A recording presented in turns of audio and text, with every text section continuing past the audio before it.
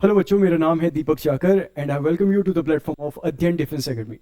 तो पिछले कुछ लेक्चर्स में हमने पॉलिटी के कुछ टॉपिक्स को देखा, जैसे कि हमने पार्ट 1 जहां हमने यूनियन एंड इट्स टेरिटरी के बारे में बात की, फिर हमने बात की सिटीजनशिप को लेकर, एंड लास्ट वीडियो में हमने बात की इस कॉन्स्टिट्यूशन के मैग्ना कार्टा के बारे में, यानी कि फंडामेंटल राइट्स। और आज हम बात करने जा रहे हैं directive principle of state policy, जो कि हमारे कॉन्स्टिट्यूशन के पार्ट 4 में आते हैं। तो आखिर directive principles of state policy होती क्या है, आइए इसके बारे में बात करते हैं। तो अगर हम बात करें डीपीएसपीस के बारे में, तो एक सिंपल सी चीज है। जब हमारे देश को इंडिपेंडेंस मिली,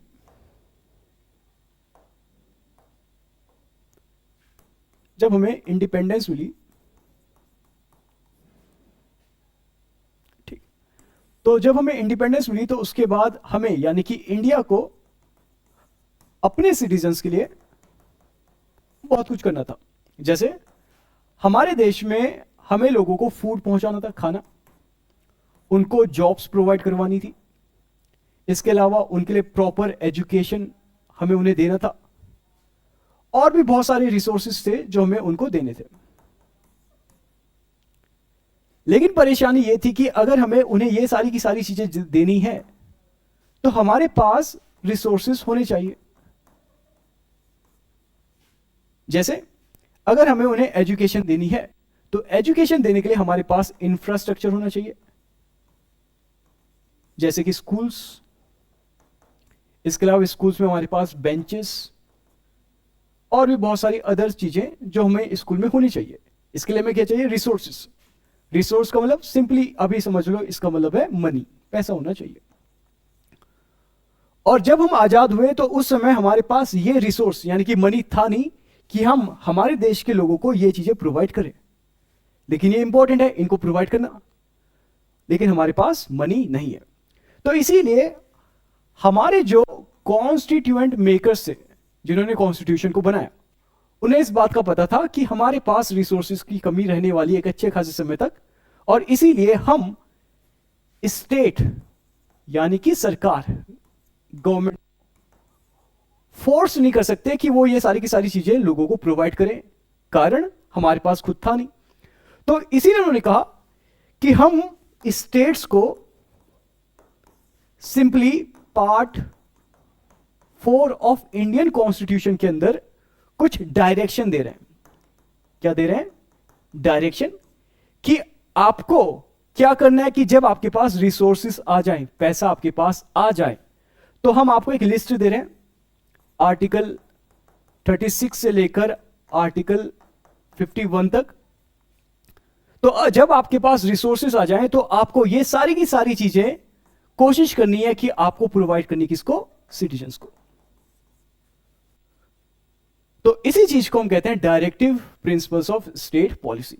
तो एक बार और बात की जाए तो वापस ध्यान से देखिए, directive principles of state policy, यानी कि कल अगर स्टेट को कोई पॉलिसी बनानी है तो उसके लिए कॉन्स्टिट्यूशन ने कुछ डायरेक्शंस दिए हैं। क्या दिए हैं? डायरेक्टिव्स, यानी कि डायरेक्शंस। और इन्हीं डायरेक्शंस को हमने पार्ट 4 के अंदर मेंशन किया हुआ है। तो मैं समझता हूं कि आपको डीपीएसपी का मतलब समझ में आता है। तो फिलहाल डीपीएसपी के अंदर असल में क्या क्या चीजें हैं और किस चीज को लेकर है, तो ध्यान दीजिएगा। डीपीएसपी मेनली फोकस करता है एक सोसाइटी जिसका भला हो सके, यानी कि वेलफेयर सोसाइटी के बारे में, यानी कि किस तरीके से इस देश के लोगों का भला किया जा सके, उसके बारे में डीपीएसपी बात करती है। इसके अलावा जो ये डीपीएसपी है, इसका कॉन्सेप्ट हमने किस देश के कॉन्स्टिट्यूशन से लिया? तो वो देश था आयरलैंड। कौन सा देश था? आयरलैंड। तो आयरलैंड के कॉन्स्टिट्यूशन से हमने कॉन्सेप्ट लिया डीपीएसपी का। नाउ एक और चीज, और वो क्या है कि हमारे भीमराव अंबेडकर साहब, इन्होंने डीपीएसपी को जब देखा, पढ़ा, तो इन्होंने कहा कि देखो डीपीएसपी में बहुत अच्छी अच्छी बातें हैं, और ये जो अच्छी अच्छी बातें हैं ये कुछ ना कुछ तरीके से कॉन्स्टिट्यूशन में डाली गई हैं और ये लोगों के भले के लिए हैं। तो नोवल यानी कि भला, उन्होंने कहा कि these are the novel features of the constitution, कि कॉन्स्टिट्यूशन में कुछ अच्छे फीचर्स रखे गए हैं, ये उसका पार्ट है। किसने कहा? भीमराव अंबेडकर ने। क्या कहा? Novel feature of the constitution. किसको कहा? Directive principles of state policy को उन्होंने कहा। तो उम्मीद है आपको ये बातें समझ में आई। पहली चीज कि डीपीएसपी का जो मेन मोटिव है वो है सोसाइटी के वेलफेयर के बारे में, कि समाज का भला हो। लिया कहां से? आयरलैंड से। और भीमराव अंबेडकर साहब ने इसको क्या कहा? Novel feature of the constitution. तो फिलहाल यहां पे देखिए, तो the concept of DPSP is taken from Ireland. DPSP it denotes the ideals that the state should keep in the mind while formulating policies and enacting laws। तो अगर सरकार को कल कोई पॉलिसी लानी है या कोई लॉ बनाना है, तो उस दौरान सरकार को इन डीपीएसपीस को, जो हम अभी थोड़ी देर में देखेंगे, इनको अपने दिमाग में रखना चाहिए। इसके अलावा ये ड्यूटी है स्टेट की, इसको इंप्लीमेंट करना ड्यूटी है। स्टेट के ऊपर एक बर्डन ही है, स्टेट के ऊपर एक बर्डन ही है। बर्डन नहीं है ऐसे मतलब कि ये कॉन्स्टिट्यूशन में कहीं भी नहीं लिखा है कि स्टेट को ये देना ही देना है, स्टेट के ऊपर ये बाइंडिंग नहीं है, बल्कि स्टेट को छूट दे रखी है कि जब आपके पास रिसोर्सेज आ जाएं तब जाके आप डीपीएसपी को लागू कर सकते हो। तो इसीलिए हमारे पास जो डीपीएसपी हैं ये नॉन एनफोर्सिएबल है या नॉन जस्टिसिएबल है, यानी कि अगर आपको डीपीएसपी का कोई चीज नहीं मिल रहा है तो आप कोर्ट नहीं जा सकते हो। इसके अलावा जो प्राइमरी ऑब्जेक्टिव है डीपीएसपी का, तो वो क्या है? To establish welfare state. And last चीज कि हमारे अंबेडकर साहब ने डीपीएसपी को novel feature of the constitution कहा। तो इतनी बातें हमें डीपीएसपी के बारे में फिलहाल पता होनी चाहिए। नाउ हमारे पास जो ये आर्टिकल्स हैं जो डीपीएसपी के अंदर आते हैं, इन पे बाद में फोकस करेंगे। फिलहाल यहां पे ये सारे के सारे आर्टिकल्स आपके लिए इंपॉर्टेंट नहीं है जिस उम्र में आप हो। आप अभी क्लास 10th में हो, एसपीआई के एग्जामिनेशन के लिए आप प्रिपेयर कर रहे हो। तो क्या आपको ये सारे के सारे आर्टिकल्स जो कि आपको 36 से लेकर 51 तक मिलेंगे, क्या आपको याद करना है? बिल्कुल भी नहीं। आपको गिन चुन के कुछ गिने चुने आर्टिकल्स को थोड़ा दिमाग में रखना है, और ये आर्टिकल कौन कौन से मैं आपको बताता हूं। सबसे पहले आपको आर्टिकल 38 को याद रखना है, जो कि डीपीएसपी का जो मेन मोटिव है, क्या? वेलफेयर सोसाइटी, उसके बारे में बात करता है कि डीपीएसपी का मेन फोकस इसमें होगा वेलफेयर ऑफ द पीपल। दूसरा जो आपको याद रखना है वो है आर्टिकल 39, और आर्टिकल 39 में भी सिर्फ आर्टिकल 39 का क्लॉज बी एंड 39 का क्लॉज सी, ये आपको ध्यान में रखना है। 39 बी कहता है कि हमारे पास जो मटेरियल रिसोर्सेस हैं उनका बराबर का डिस्ट्रीब्यूशन होना चाहिए, किसके बीच में? लोगों के बीच में। और सी कहता है कि हमें किसी भी व्यक्ति को कंसंट्रेशन ऑफ वेल्थ से रोकना पड़ेगा, यानी कि ऐसा ना हो कि एक ही व्यक्ति के हाथ में सबसे ज्यादा पैसा हो और बाकी सब गरीब हो, बल्कि ऐसा होना चाहिए कि सबके पास बराबर का क्या हो? बहुत हद तक पैसा हो। तो डिस्ट्रीब्यूशन ऑफ वेल्थ होना चाहिए, ना कि कंसंट्रेशन ऑफ वेल्थ नहीं होना चाहिए। प्रिवेंट करना है, क्या करना है? प्रिवेंट। तो आपको आर्टिकल 39 में बस ये दो सब क्लॉज याद रखने हैं और कुछ याद रखने की आवश्यकता नहीं है। फिर सबसे इंपॉर्टेंट आर्टिकल जो कि आर्टिकल 39 कैपिटल ए, जो बात करता है equal justice and free legal aid. ये equal justice and free legal aid क्या है? जब आप कोर्ट जाते हैं तो कोर्ट में लड़ने के लिए आपको एक लॉयर चाहिए, लेकिन ये लॉयर आपसे लेगा फीस, और बहुत बार ऐसा होता है कि बहुत सारे लोग, इनके पास लॉयर को फीस देने के लिए पैसा होता नहीं है। तो इस केस में सरकार इस व्यक्ति को एक लॉयर असाइन करेगी, और अब इस लॉयर का काम है कि ये इस व्यक्ति के लिए फ्री ऑफ कॉस्ट क्या करे? लड़े। क्या लड़े? केस। तो ये आर्टिकल 39A इसके बारे में बात करता है। इसके अलावा आपको जो एक आर्टिकल और याद रखना है, एक है आर्टिकल 40 जो बात करता है ऑर्गेनाइजेशन ऑफ विलेज पंचायत। जो हमारे एक महात्मा थे, महात्मा गांधी, इनकी विचारधारा थी कि हमारे देश में जो असली डेमोक्रेसी है वो हमें कहां देखने को मिलती है? विलेजेस में। और ये हमने आर्टिकल किसके अंदर डाला? आर्टिकल 40, यानी कि हम स्टेट्स को कह रहे हैं, स्टेट का मतलब गवर्नमेंट को, कि आपको विलेज पंचायत को ऑर्गेनाइज करवाना है। बाकी इनमें से कोई आर्टिकल आपको याद नहीं रखना, एक्सेप्ट सबसे इंपॉर्टेंट आर्टिकल जो कि आर्टिकल 40। तो आपको आर्टिकल 40 को अपने दिमाग में रखना है कि आर्टिकल 40 किसके बारे में बात करता है? Uniform civil code. तो ये यूनिफॉर्म सिविल कोड होता क्या है, इसके बारे में थोड़ा सा मैं आपको बताना चाहूंगा, ज्यादा नहीं, बस थोड़ा सा। तो ध्यान से देखिए, अगर हम बात करते हैं इंडिया के बारे में,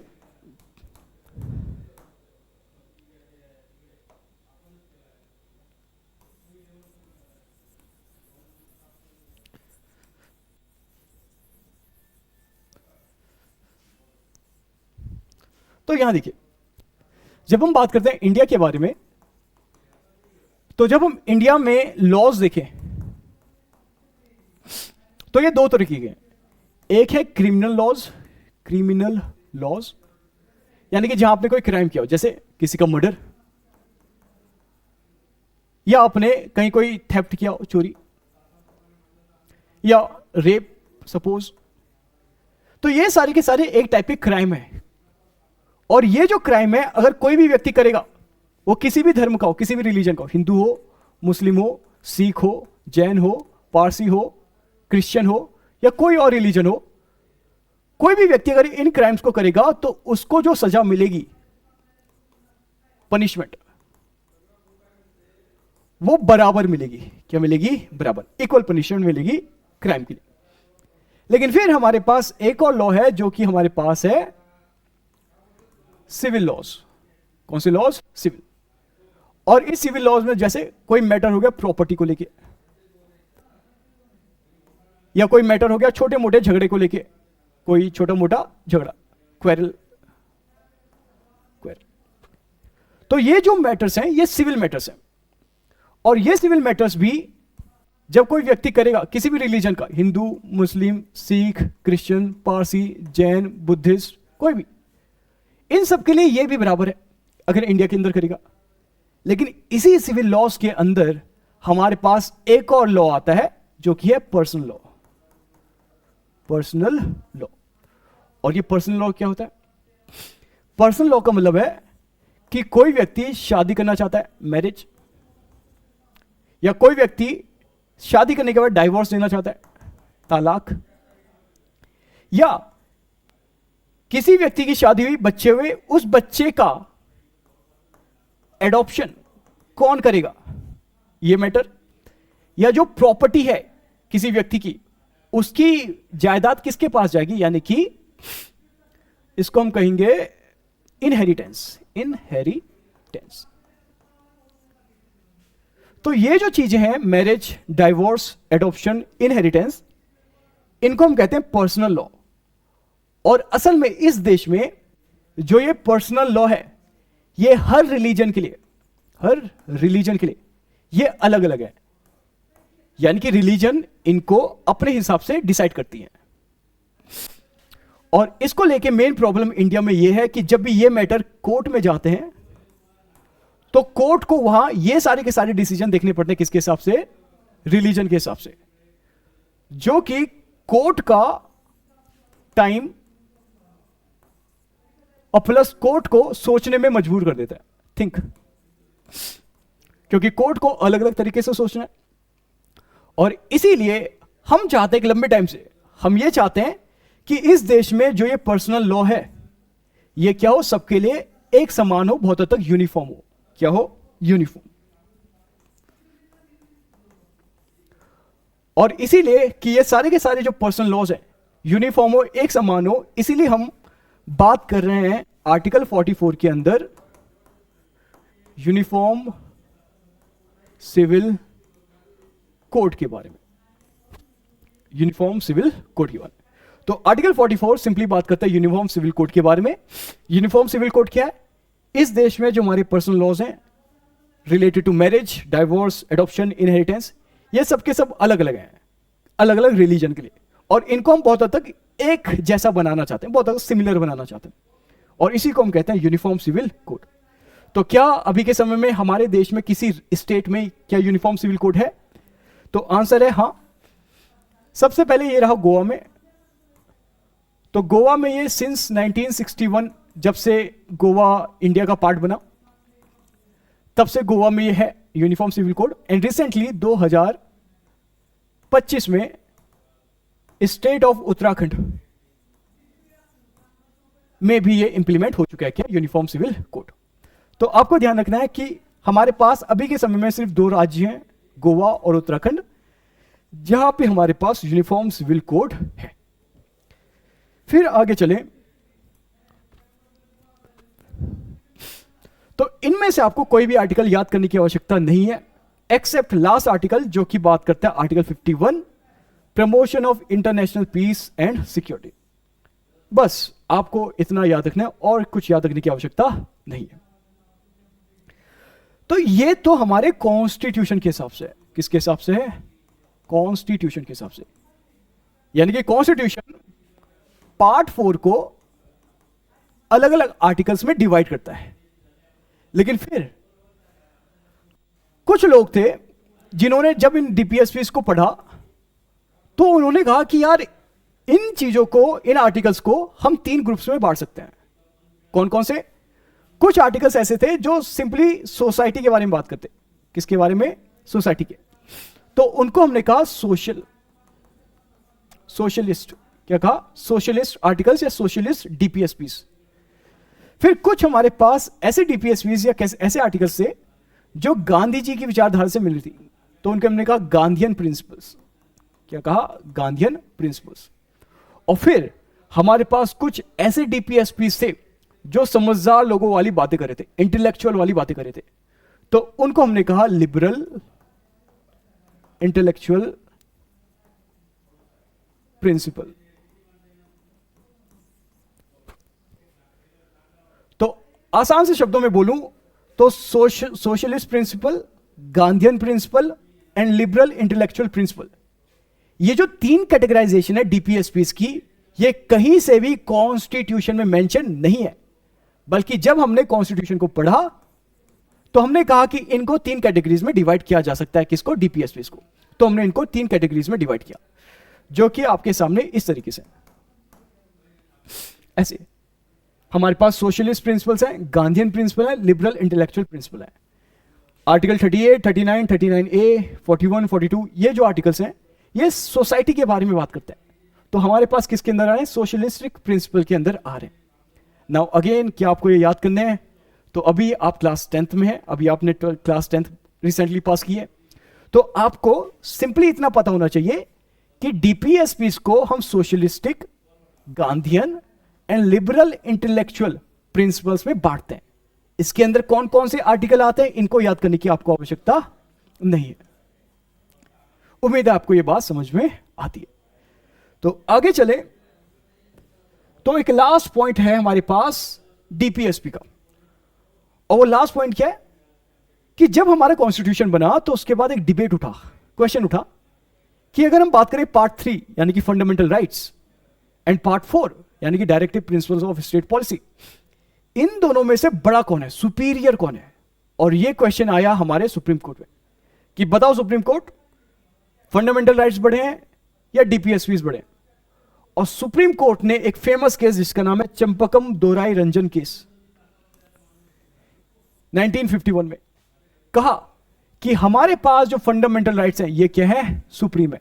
यानी कि डीपीएसपी किसके अंदर आते हैं, किसके नीचे आते हैं? Fundamental rights. तो जब भी हमारे पास फंडामेंटल राइट होगा और डीपीएसपी होगा तो हम सबसे पहले फंडामेंटल राइट्स को प्रेफरेंस देंगे, फिर जाके हम डीपीएसपी को प्रेफरेंस देंगे।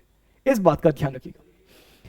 तो बस इतनी बातें हैं जो आपको directive principles of state policy में याद रखनी है, और इससे ज्यादा आपको कुछ करने की आवश्यकता नहीं है। तो अगला लेक्चर जो होगा वो छोटा लेक्चर होने वाला है, क्योंकि उसमें हम बात करने वाले हैं फंडामेंटल ड्यूटीज के बारे में। तो फंडामेंटल ड्यूटीज क्या है, कितनी होती हैं, हमने किस देश से लिया, कौन सी कमिटी थी जिसने उसके बारे में सोचा, क्या वो ओरिजिनल कॉन्स्टिट्यूशन का पार्ट था या नहीं था, ये सारी की सारी बातें हम करेंगे अगले लेक्चर में, जो कि छोटा सा लेक्चर होगा। उसमें हम इन सारी चीजों के बारे में बात करेंगे। तो ये लेक्चर था छोटा सा जिसमें हमने बात की directive principles of state policy. उम्मीद है आपको ये लेक्चर समझ में आया होगा। इसके नोट्स आपको मिल जाएंगे नीचे ऐप के सेक्शन में, जहां आपके नोट्स मिलते हैं। बाकी अगर आपके पास कोई सवाल हो तो आप पूछ सकते हैं, बिल्कुल पूछ सकते हैं। आपके पास एकेडमी का नंबर होगा या कोई भी एक तरीके से कांटेक्ट करने का आपके पास साधन होगा जिससे आप हमें क्वेश्चन पूछ सकते हैं। तो मिलते हैं आपसे अगले लेक्चर में। टिल देन जय हिंद जय भारत। मिलते हैं।